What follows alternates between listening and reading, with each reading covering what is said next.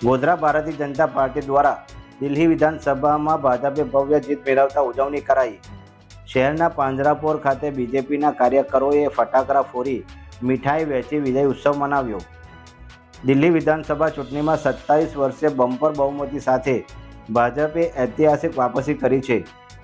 1993માં જ્યારે પહેલીવાર ચૂંટણી થઈ ત્યારે રામ મંદિર આંદોલનની લહેરમાં ભાજપે એકતરફી જીત મેળવી હતી।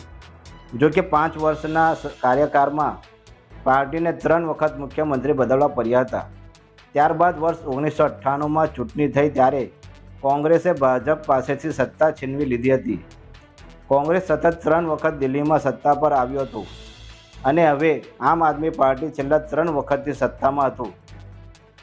દિલ્હી વિધાનસભા ચૂંટણીમાં 27 વર્ષના વનવાસ પછી બમ્પર બહુમતી સાથે ભાજપે ઐતિહાસિક વાપસી કરી છે ત્યારે ભારતીય જનતા પાર્ટીના કાર્યકરોમાં ઉત્સાહ જોવા મળી રહ્યો છે। પાર્ટી દ્વારા ઐતિહાસિક જીતની ઉજવણી કરવામાં આવી હતી।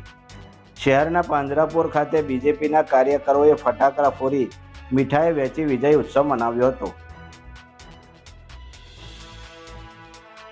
આજે દિલ્હીની વિધાનસભા ચૂંટણીનું પરિણામ જાહેર થયું છે, જેમાં ભારતીય જનતા પાર્ટીની પ્રચંડ બહુમતથી વિજય થઈ છે અને 27 વર્ષ પછી ભારતીય જનતા પાર્ટી દિલ્હીમાં ફરી વખત સત્તામાં પરત ફરી છે।